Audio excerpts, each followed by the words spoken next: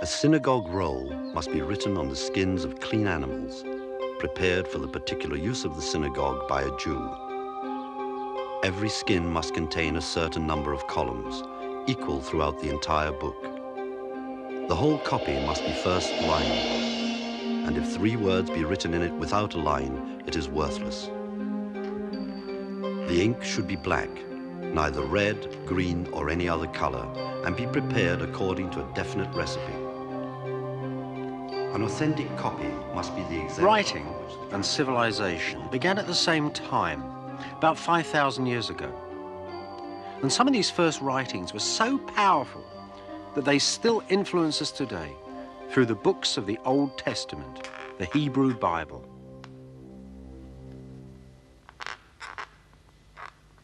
Now, this great book wasn't just written out by a few holy men in ancient Israel, by Moses and Isaiah and all the rest of them. It developed slowly, almost anonymously, and its character was formed in times of terrible national disaster. To the ancient Israelites, their Bible offered remedies, comfort, and sometimes even a glimpse of God himself. There's a marvelous traditional Jewish story about a lot of rabbis who were having a noisy argument about a point of holy law. On one side of the argument was one rabbi, on the other a great heaving mass of them, all trying to shout him down. So the single rabbi who knew he was right decided to call on God, and he said, God, if I am right, may the trees that stand around us bend to the ground. And miraculously, all the trees bent to the ground. And still they shouted at him. So he called on God again, and he said, God, if I am right, may a heavenly wind blow through this assembly. And a great wind went through the assembly, but it didn't stop the rabbis. So in exasperation, the lonely rabbi called on God, and he said, God, if I am right, send me a sign directly. And a great voice boomed down from heaven, this man is right. And the noisy rabbis didn't stop. They told God to shut up because they had the real word of the Lord written down on tablets, Moses, Mount Sinai. They had a written text. It shows, I think, 2 things. The incredible tenacious scholarship of the rabbis and the veneration they accorded the written word. It stands, and has always stood, at the heart of Judaism, and it stands at the heart of every synagogue, too. Protected by curtains and doors, the Holy Law. Still written on vellum scrolls, handmade, handwritten by scribes, exactly as texts were thousands upon thousands of years ago.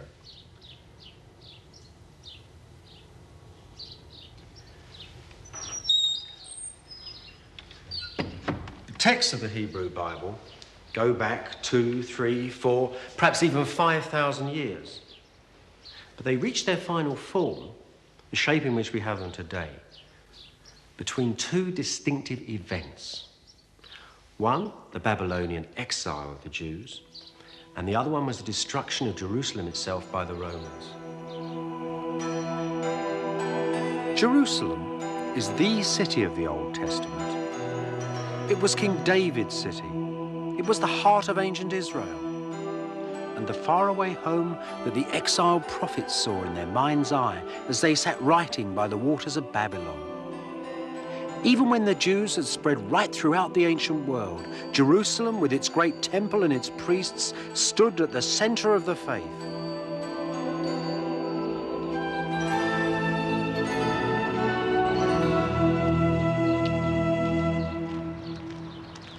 All around the eastern hills of Jerusalem, the dead are lying waiting for the Last Judgment. Jews, Christians, Muslims alike. We're all expecting, so tradition goes, for the Lord to appear in that blocked-up gate over there and deliver the judgment. I suppose over all of old Jerusalem, there's a terrible stillness, a terrible feeling of waiting. And I think it's a feeling that was born in exile, particularly the exile of the Jews in Babylon 600 years before Christ. Now, it was the Persians who let them come back. They were there for about 2 generations. When they started to come back, they were very different people to the ones that had left Jerusalem 40, 50 years before. The leader of the first party actually had a pagan name, Zerubbabel, the seed of Babylon. And he it was who started to rebuild the temple here. There was a rebirth of nationalism. The next generations of people had old Israelite names, Ezra, Nehemiah, people like that. So there was a difference. Now there was an understanding of history that had never been before. In fact, Judeans had left, but Jews had come back. The word was invented in Babylon. The Old Testament says that Ezra and Nehemiah, two prominent Jews of Babylon, went to Jerusalem at about a time that we would call 450 BC. Then it is said, Nehemiah had found the walls of the city so weak that foxes were jumping over them and knocking them down. And so he set the local population to rebuilding them. They were also building at that time something yet more precious, the Bible itself. It's very, very difficult to find out what was going on. Nehemiah's not in these walls, he's in this book, and that's all there is. So we have to rely on what the book itself tells us about its own history. And that's rather interesting for this period, this vital period. Ezra, it said, gathered all the people of Jerusalem around him when he got here and read out the law to them. He read it out like a riot act, actually, because they were doing things they weren't supposed to do. Now, what was this holy law? It's obviously something written down, and it seems to have been something written down by Ezra himself, because the Bible tells us again, in another bit, that Ezra received the light of understanding from Jehovah and dictated the holy writings to the scribes. Now, that seems to put you in mind of somebody actually writing down a whole lot of verbal material, stuff remembered by priests over hundreds of years. But there must have been writing earlier. Obviously, Israel was quite a literate society, and there is one little memory in this Bible of a very ancient writing. In the 6th century BC, one of King Josiah's priests finds the Holy Scriptures lying around in the temple. So there you are. There is a sacred book of some description or other from the 6th century. That's as old as we can go, I'm afraid. There's no earlier mentions at all.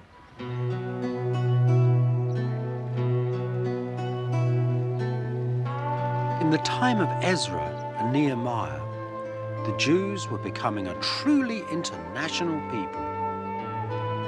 Excavations here at the island of Elephantine on the Egyptian Nile have uncovered the remains of one of these far-flung Jewish communities. What is especially fascinating is that Judaism here was in many ways quite different from that of Ezra's at Jerusalem. At places like this, you can start to dig up a part of the real world of ancient Judaism, as it existed outside the pages of the Bible. And this at precisely the same time as many of the Bible's books were being written.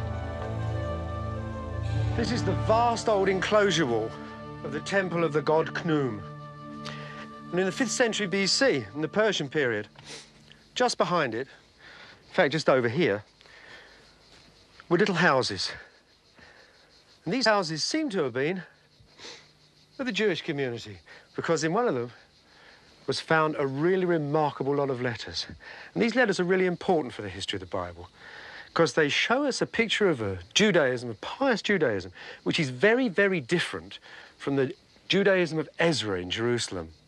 Now, this Jehovah here was worshipped in a small temple, in a little building of sandstone and gold, and there were other gods in there as well, perhaps local Egyptian gods that came in as well. Now, the Jewish community turned up in this temple and they sung biblical psalms in it. But they intermarried freely with the local population, and they broke the Jewish law in many other ways, at least the Orthodox Jerusalem law. All these different sorts of Judaism had an influence on the Bible, but Ezra's would be the most important. The Jehovah which Ezra had in mind was one which had given out holy laws, and the priests around Ezra were the people who kept and held these holy laws. This is a God that you can actually interact with in a positive way. You can go along and you can say, I will do this and this and this, I will give this at the temple, I will listen to the priest, he will tell me this secret. And you get a God who is doing things in direct alliance with you. You are in alliance with God. You actually can affect your own destiny.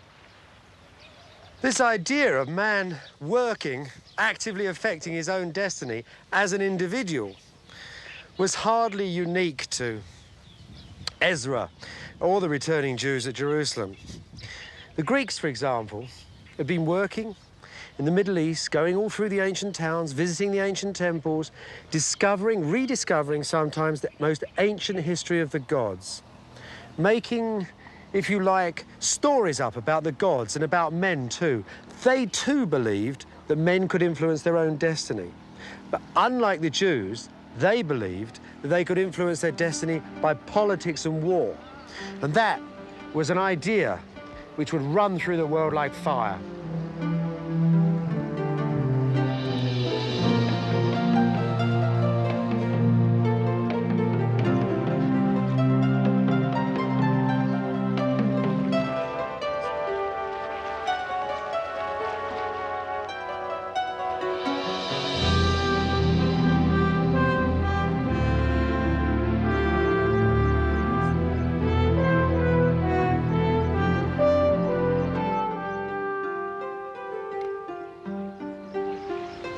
In the 4th century BC, the new Greek ideas were forced into the ancient East by Alexander the Great, who conquered everywhere from Greece to Persia. And wherever Alexander and his armies went, they founded cities, large Greek trading cities that lasted for 600 and 700 years and more. Their style, International Greek, is known today as Hellenism, and it affected everything from the city's buildings to the people's language, and indeed the very gods themselves. Alexander's Hellenistic cities held a lifestyle in them that Abraham and Moses couldn't have dreamt of. This new way of life would change the Jews, the Bible, and even their vision of God. How exciting it must have been to live in sparkling cities like Ephesus. Can you imagine what it would have been like visiting a town like this? You'd come round the headland in your boat, and there in the cliffs would have been this great sparkling city, full of promise, really. Sort of like an international airport. You'd have come ashore, walked up the main street, the first lighted street in the whole world. You'd have found shops, baths, theatres, brothels, everything. An extraordinary environment. You'd have found people too from all over the world. From France, from England. You might have even found a Buddhist monk here from India, preaching. St. Paul, of course, lived in this city for 3 years. And in return, Ephesus exported the goods of Asia Minor. Gold, wheat, wine, pearls, glass, all sorts of things. Anything that would make money. Money, of course, had been invented a little way down the road, just a few hundred years before Ephesus. So there was the whole setup, the whole international trade setup. And out at sea, in Delos, in a good year, some 10,000 head of slaves went through the slave market. Now, it was those slaves that actually created the surplus of wealth in towns like this, the surplus that was gained from trading. Most of the people lived here, lived off the land and lived from it too. The little bit of money that those slaves generated all these palaces, because these were put up mainly by private people, these great villas and all the temples and things around. It's the sort of town, of course, that we in the West are used to, you might say. Look at the tourists here. They walk around, they lounge around, they're quite happy in this town. These squares and streets hold the same spaces in them that modern towns do. Unlike ancient Eastern cities, these Hellenistic cities were open, impious, convenient, man-centered.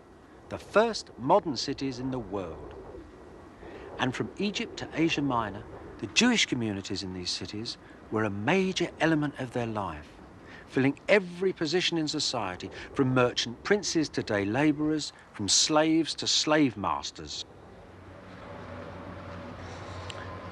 Perhaps the greatest invention of the Jews in these Hellenistic cities was the synagogue. Synagogue itself is a Greek word. There's no Hebrew equivalent. It means meeting house. Now, the first records we have are about the 2nd century BC. There are already hundreds of them then. This one, which is really the finest that survived since antiquity, is a lot later than that. It's a magnificent building. It's because it's in the city of Sardis. Sardis was a great trading city. It was at the end of a long road from Asia Minor to Persia. Those lorries are still roaring up and down a new road built on top of it. That's where the Jews of Sardis got their wealth to build this splendid building. So these Jewish meeting houses They were used for a variety of purposes. But the most important thing that went on in these synagogues was the study of the law and the reading of the holy books. The law, of course, was the very heart of Judaism. Its observance, its strict observance, was what kept the whole community and the idea of Judaism together. And never did it need to be studied with such care as in these Hellenistic cities, because everywhere the Jews went, they walked on a knife edge, on the knife edge of breaking the holy covenants. I mean, it's a million examples I could pick. Take a couple of the Ten Commandments. You shan't have any graven images. Well, Hellenistic cities are full of graven images. They're full of statues. Every little pillar top might have a little face in it or anything like that. The very money in your pocket has been stamped with a graven image. What do you do about it? Do you carry money? Are you allowed to touch it? Is it clean? How near can you go to statues? Can you walk under colonnades? All these questions concerning the law, these ancient laws, which were suddenly brought into high relief in these new cities.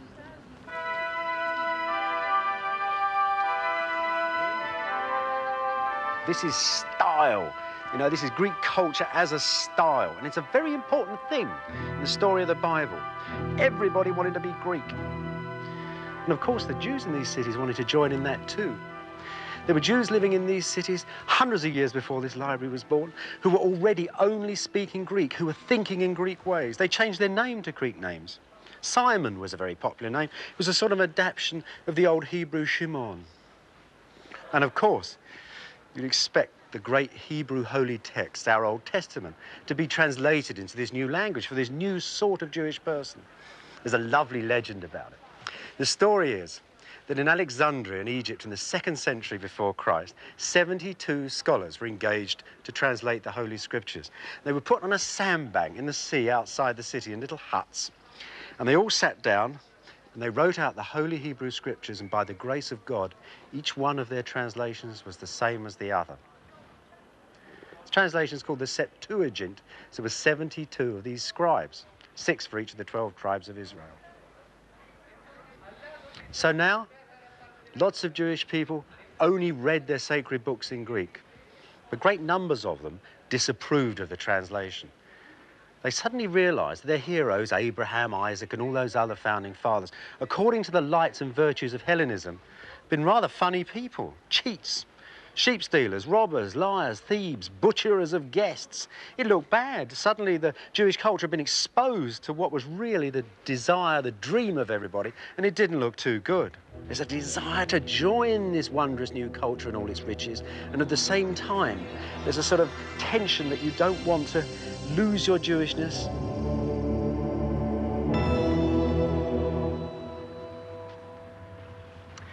Greekness, that single essential requirement in Hellenism, wasn't just an attitude of mind, a way of thought, a way of talking.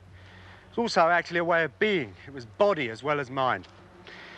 In places like this, there were dozens and dozens of statues of marble athletes. It's a particular sort of a body image, which I suppose is, you know, come down with us today, even a dear old Rambo. Here they all are then, and if you didn't join them down the gymnasium, you'd never become a man of substance and position in Hellenistic society. Yet for Jews to enter places like this, there are a certain number of problems. Let's pretend a young Jewish chap has said, oh, you know, forget it all, I'll buy myself a nice Daz white toga and go off and join the lads, I'm leaving the race behind me, and he came here. A major and individual and a personal problem would arise, because all these events here, all the training was done in the nude. And our poor old Jewish chap, who'd been circumcised when he was a lad, would have stood out like a sore thumb. Everybody would have thought, you know, who's this nouveau Johnny-come-lately wanting to join us? Ha ha. So, believe it or not, there was an extraordinary operation devised called an epispasm, which consisted of actually disguising the effects of circumcision. It's an absolutely extraordinary thing. It's one of those terrible cultural distortions that is so depressing to read about in any period of history, really. On balance, inside all the stresses and strains that were going on in Judaism, it seemed that Hellenism would eventually win out. In the 2nd century BC, it's reported that the high priest of the Temple of Jerusalem had actually knocked off work early, that is, left the rituals of the temple to go and watch athletes practicing in a gymnasium. Well, the sophisticates of Jerusalem were already Hellenized, but the country people and their priests were outraged, and there was a great kerfuffle about it. Not nearly such a kerfuffle as a few years later, when a Syrian Hellenistic prince actually invaded the state of Israel itself.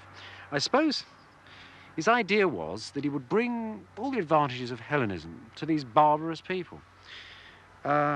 It's amazing what he did. He actually invaded Jerusalem. He set up a pagan altar in the temple. He forbade the reading of Hebrew scriptures, and he forbade circumcision. Well, that was enough for the Jews.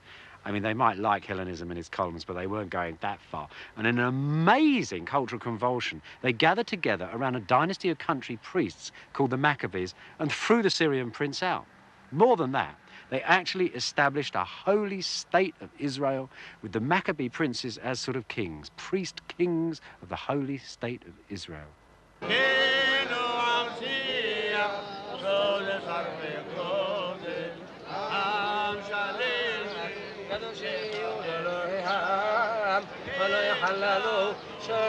The priest kings ruled in bloody succession for 100 years before the Romans conquered all of the Hellenistic East, and with it, Judea and Jerusalem. Generally, the Romans were always happy to rule through local client kings. Their puppet in Judea was perhaps the most infamous of all of them, King Herod the Great. 19 years before the birth of Christ, King Herod, wicked King Herod, issued a proclamation to the somewhat startled inhabitants of Jerusalem. Bit of it went like this. Since I am now, by God's will, your governor, and have had peace a long time and gained great riches, and what is the main thing of all, I am very well regarded by the Romans, who, if I may say, are the rulers of the whole world, I will, after the most pious manner suitable to God, render his temple as complete as I am able.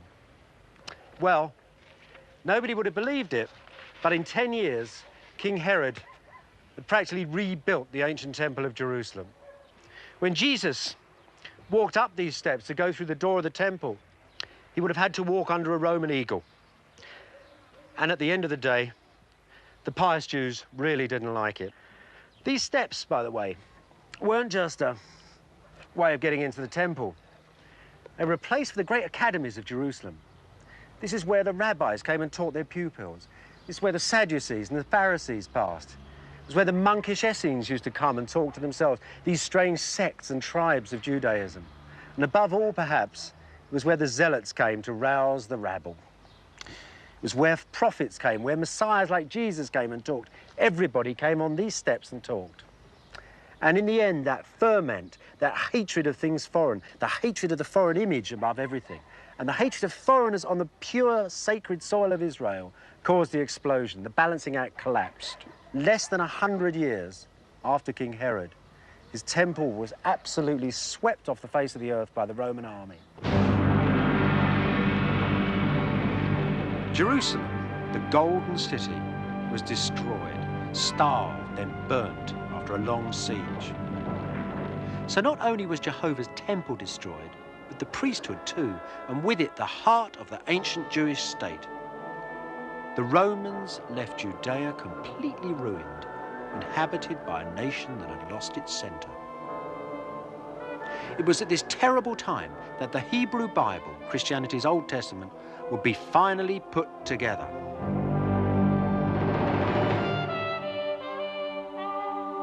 You know, when history books say grand things like the city of Jerusalem was swept from the face of the earth in 70 AD, it doesn't begin to tell you what went on in the streets, does it? Well, this little ruin here does. That over there was the door of this part of the house. The soldiers must have come through this room, and this room, knocking things over as they went, smashing everything before they set fire to it. Bits of human body were found in here. A couple of spears, things like that. Everything smashed, destroyed, carbonized. Look at the walls there, covered in black soot. The plaster burnt red behind. The whole place, in fact, utterly destroyed. It's interesting. This house is actually on the eastern hill overlooking the temple. It's part of an enormous estate of the priests. The priests, in fact, who ruled the state of Judea, the Jewish people. These were rich people. These were Hellenized. Look at that table. You'll see lots of little Hellenic details. Even their name is Greek, Kathros, the house of Kathros. These were conservative, pragmatic people who'd done deals with the Romans. Josephus, the historian, had already given himself up to the Romans after fighting in Galilee in the north, and he'd cleverly made friends with the Emperor Vespasian, and he actually watched the destruction of Jerusalem with the Roman army. Vespasian, Josephus tells us, was rather upset to see his new friend so worried about what had happened to his country, and he asked him if there was anything he wanted from the ruins of the city. Perhaps he wanted to cheer the old scholar up. And Josephus asked only for the holy books. He knew that there must be still fragments of them laying in the ruins of the burnt city, and he went back there and he tells us he picked them up from amongst the embers, these charred remains of the sacred texts of his race. What were they?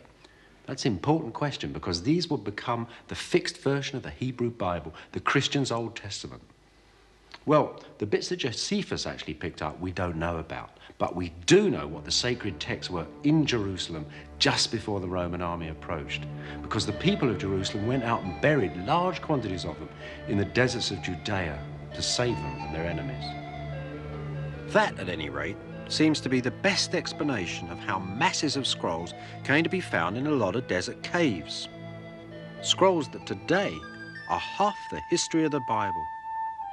And yet they're surrounded by so many confusions and mysteries that their real importance is often difficult to see. It's obviously no accident that the world's greatest archaeological discoveries have been found in bone-dry desert caves. Tutankhamun's tomb in the Valley of the Kings. The world's oldest Bible books here in the Judean desert.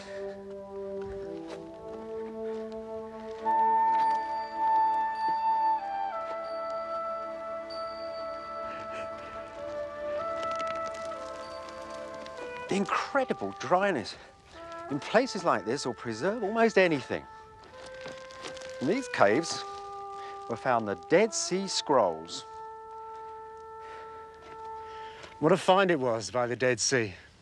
There were nearly 1,000 documents here, all written on copper, on leather, on vellum, even on fragile papyrus. Scholars at the Hebrew University in Jerusalem undertake the painstaking work of piecing together bits of ancient biblical scrolls found in a mountain cave near the Dead Sea. This parchment document was written 2,000 years ago. There were 75 copies of the books of Moses, 48 of the prophets, 57 of the histories and psalms. And there were tens of thousands of loose fragments and dozens of different versions of the same texts. And even some holy texts that no one had ever seen before. For Jews and Christians alike, the Dead Sea Scrolls promised revelations, even nasty shocks. From the first days of the discovery, there were rumours that some of the scrolls would change our understanding of the Bible forever.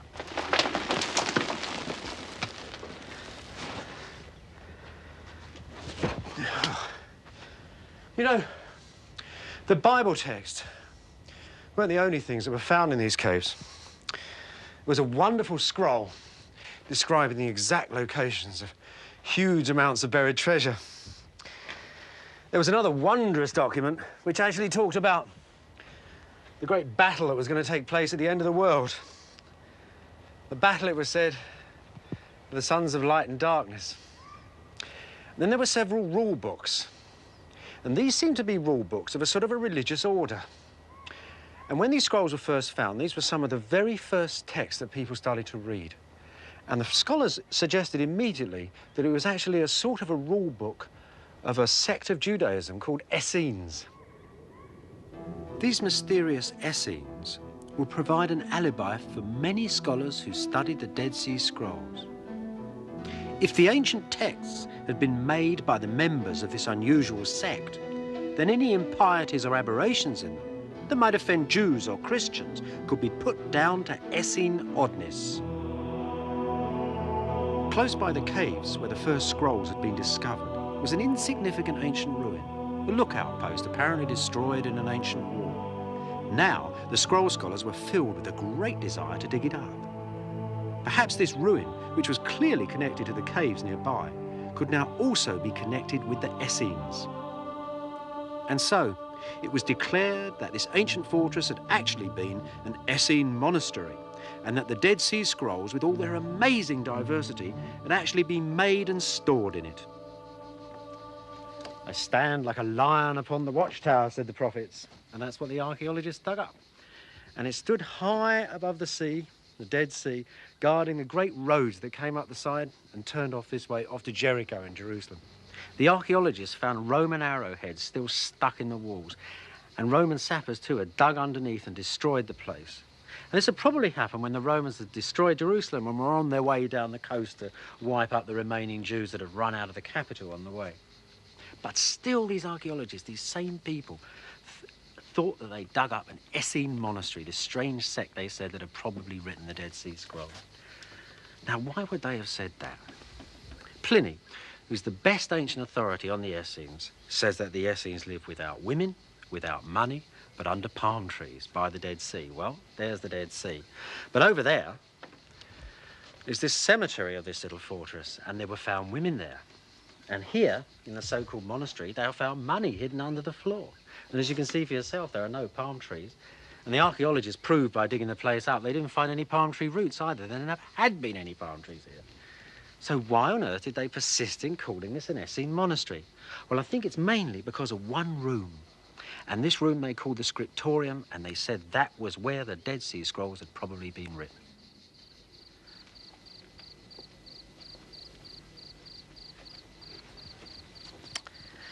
This, then, is the doorway of the famous Qumran scriptorium. Now, why did the excavators call this little room that? Well, they quickly found that there had been a second story on this room and that it had collapsed. When it collapsed, a whole lot of plasterwork had fallen down onto the floor, along here somewhere. And this, when they stuck it all back together again, looked very much like a lot of benches. And then, amazing fact, they found a lot of ancient inkwells by these benches. And the ink they discovered was exactly the same as the ink that had been used in the Dead Sea Scrolls. And then again, they found pottery. They found tons of pottery right through this place of exactly similar type to that which was found in the caves with the scrolls. So this room became the scriptorium. And to the masses of tourists that come through here, it still is. But the story doesn't finish there. Look, those plaster benches turned out to be something far more peculiar and far less like benches. The inkwells, well, why shouldn't a fortress have an inkwell? And you'd expect it to have ancient ink in it, wouldn't you? So that's fair enough. As for the pottery, well, that sort of pottery you can find everywhere here from Jerusalem to Thebes and Egypt. It's common enough for the period. So why then do you so desperately need it? Why do you need all these hundreds of monks in here, writing all these versions of the Bible? An incredible and strange story, given that there hasn't been one Essene object found in this entire place. It was needed because for many scholars, the Dead Sea Scrolls had to be kept at a safe distance from the centre of the ancient faith. Their very oddness needed to be isolated from Jerusalem, the centre of Orthodox piety. And for that, the Essene monks provided a convenient umbrella.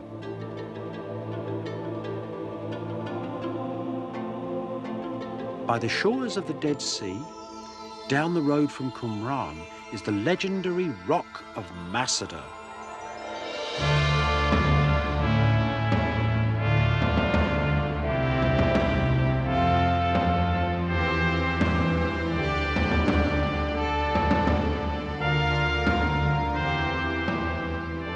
After the fall of Jerusalem, a band of Jewish warriors and their families withstood a long Roman siege here and then committed suicide. During the siege, the defenders had built themselves a small synagogue, now the oldest standing synagogue in the world.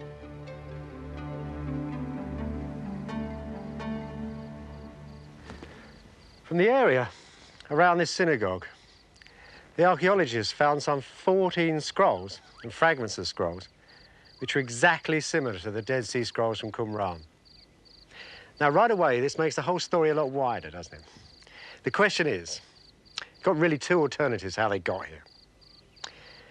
Were these the so-called monks that lived in Qumran who suddenly had abandoned their pacifist ideals, run away from the Romans and come up here with their scrolls to die with the gallant defenders of Masada? Or was it just the fact that the Masada people who had come from Jerusalem simply brought the scrolls with them? The difference is a very important one, because you come back to the question, were the scrolls made at Qumran or were they made in Jerusalem? Now, it's a brilliant new theory that really substantiates this idea of them coming from Jerusalem. And it's based on the contents of one of the scrolls themselves. This one's unique. It's a copper scroll. The letter's engraved on a thin sheet of copper. They really wanted this one to last. And this one is a treasure list. It's nothing less than a list of things buried in and around Jerusalem. This one can imagine, presumably at the time the Roman army was coming down from the north to attack and eventually destroy the city. Now, all this seems like a nice scholarly debate, isn't it? But it's very important for the history of the Bible, and it's important for this reason. If those texts come from Jerusalem, they show us the precise state of the Hebrew Bible at the very time of the ending of the Jewish state. So, if that's true, what does it mean? It means that the Bible, the Hebrew Bible, hasn't yet been gathered together. It's still lots and lots of different books in lots and lots of different versions. That means then there was never one single original Hebrew Bible. At the time of the ending of the Jewish state, it was still waiting to be put together.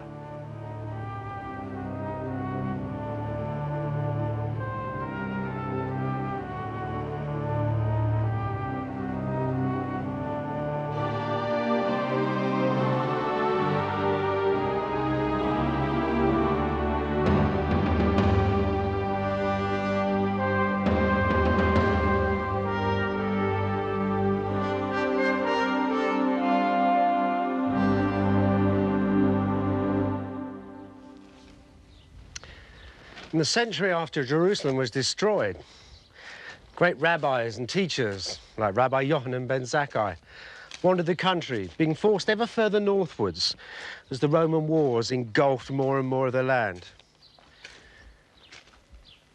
They taught and they preached in little synagogues like this one. They spent a lot of their time giving advice to people about the correct forms of ritual behavior, things that earlier would have been decided by the priests in Jerusalem in verbal argument. There are hundreds of legendary stories about these rabbis. Sometimes, too, the learned academies they founded. They were great teachers, they were great disputers. They would travel distances to see each other, to have arguments, sometimes to discuss points of law, to remember, perhaps, too, the old academies they've been at in Jerusalem. And then there were generations of students that followed them in precisely the same way. But the most important work of these rabbis, and it was the most important work, was to memorialize on paper the ritual, the records, and the whole ethos of Judaism, the Judaism that was so near to extinction.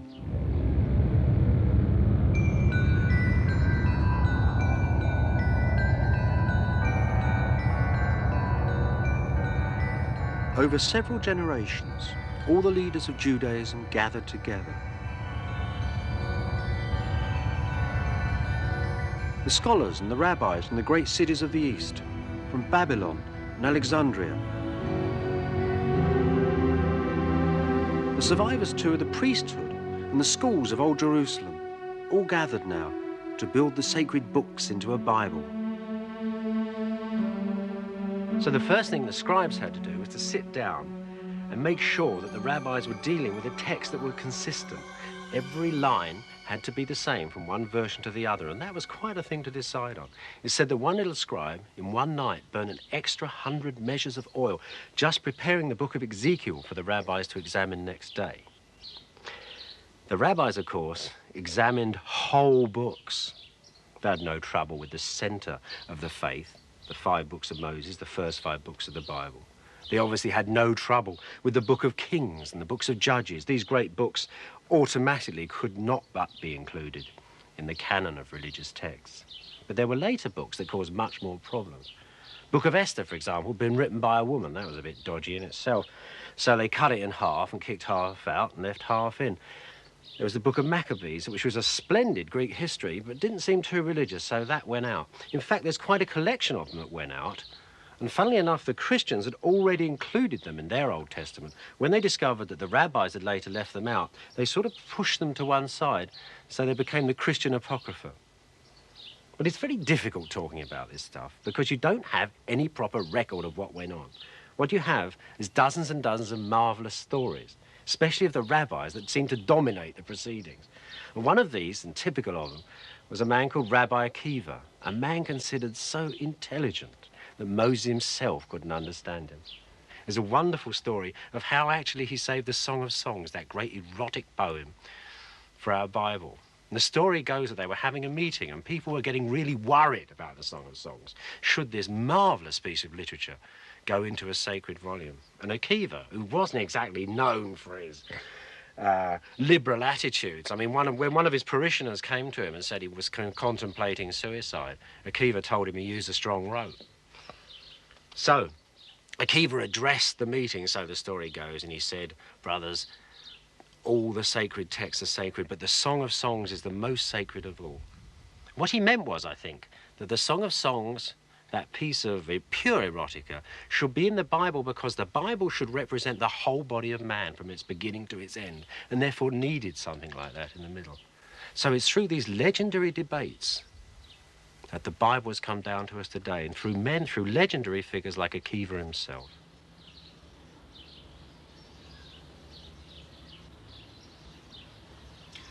Akiva came to a terrible end. This is his tomb. Seems that when the old man was about 70, he went on the warpath. I think he must have decided that what he really wanted to do was to go back to the Jerusalem of his youth, when the temple was there and when the great scribal academies and studying had been all over the great city. So he got a local resistance leader and christened him as the Messiah, and together they set Judea alight. The war went on for 5 years. We don't know much about it. It was quite terrible. The old Jewish histories tell us that the Roman cavalry charges at the end, the horses were wading in blood up to their chests. Some of the Jews committed suicide, wrapping their children in the sacred scrolls and setting fire to them. Akiva himself was captured. He refused to give up teaching the law, and the Romans tortured him to death. Combing the flesh from his body, it is said, with combs of iron. Well, as many Jews had done in such final moments, Akiva started to recite the Shema. Hear, O Israel, the Lord thy God is one God. Then he suddenly stopped and smiled. And the torturers, who were obviously not used to such things, were quite alarmed at this, and they stepped back from him and said, old man, why do you mock us? What are you doing? They're obviously frightened at his power. And Akiva said, calm yourselves. I've just realised for the first time in my life a new meaning for these verses, and started out on a learned exposition, the last of his life, with this old guardian of the sacred scriptures, delivered to his Roman torturers. And with that, as the Jewish history says, the old man gave up his soul to God.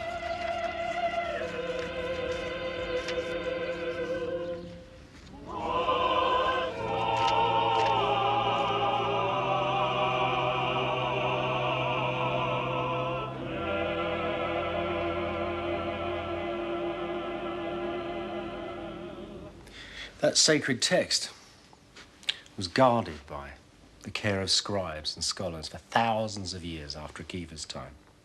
It stayed the same, though they had one major task in hand. You see, as the Jews spread out through the Mediterranean, up into Europe in the diaspora, their accents changed. So the old system of writing Hebrew, which was mainly in consonants, didn't work anymore because as people read it, it sounded different and seemed to mean different things. So the scribes invented an elaborate system of vowels, and they also started to space the words and the sentences and the paragraphs for the first time. But can you imagine the care? Really, 1,500 years of careful copying. And can you imagine, too, how wonderful it must have seemed when printing came along? How you could set up a page of type, make sure it was absolutely correct, and then print off hundreds and hundreds of copies. And so Within 30 years of Gutenberg printing the first Bible, Jews printed a Hebrew Bible in Hebrew. And this is it, a copy of the first printed Hebrew Bible, made in the 1480s, most of them. And there's the sacred text up there. And you see how it's become surrounded by this scholarship, like a great protection around the Holy Word. It's a marvel of printing. In fact, the whole book is an extraordinary story. Christians didn't want Jews printing things. They were hounded out. There was a duke in Milan who allowed a little family of Jewish printers to settle in a village called Soncino. And from that village, Jewish printers were trained who went out with portable printing presses all over Europe, actually from Spain to Istanbul. And they printed what are now called these Soncino Bibles in many different towns. Small Bibles, fugitive Bibles, you might say. Luther used one of these when he was on the run, when he was translating the Protestant Bible, the sort of father of all Protestant Bibles. He used the Soncino Bible. Now, the Catholic Church, too, was very interested in the new scholarship and was evolving whilst printing was coming up. This extraordinary work here is one of the earliest examples of this new scholarship that went with printing, really.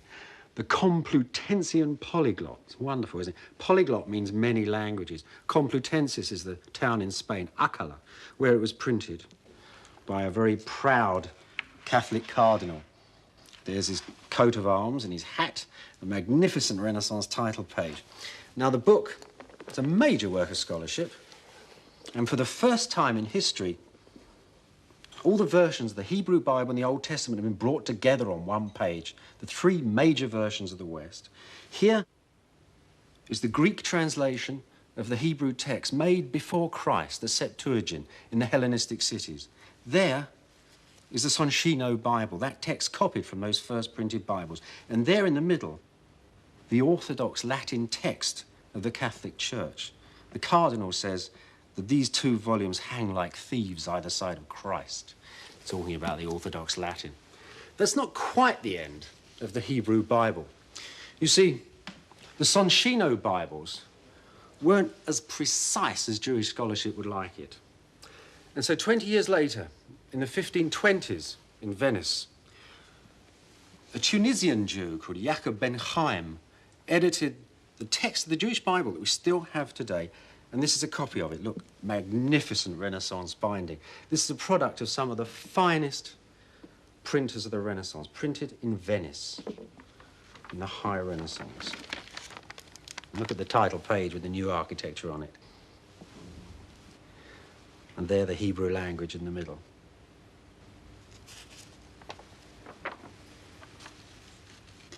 A magnificent volume. And literally the same text you will find in Hebrew Bibles today. And there it is, again, the Bible itself, covered by the commentary. And the most curious thing is, perhaps, that he worked and was paid by a Christian, Daniele Bomberg. Bomberg believed that really the roots of Christian religion lay in this book, the Hebrew Bible. And he and his sons continued to produce these books for generations. In fact, they actually had to get special permission for the Jews of Venice to leave the ghetto to come and work in his Christian print studio. And he got special permission, too, for them to leave their yellow hats behind that they always had to wear outside the ghetto. Ben Chaim said of his work that Bomberg was sent to him by God. He asked me to purify the text, and he said, I worked on it, I worked on it, I worked on the words, I worked on the marks, and I worked on the phrases until they were as polished silver and purified gold. An authentic copy must be the exemplar from which the transcriber ought not in the least to deviate. No word or letter, not even a jot, must be written from memory. Between every consonant, the space of a hair or thread must intervene. Between every word, the breadth of a narrow consonant. Between every new section, the breadth of 9 consonants. Between every book, 3 lines. The 5th book of Moses must terminate exactly with a line. The copyist must sit in full Jewish dress, wash his whole body, not begin to write the name of God with pen newly dipped in ink, and should a king address him while writing that name, he must take no notice of him.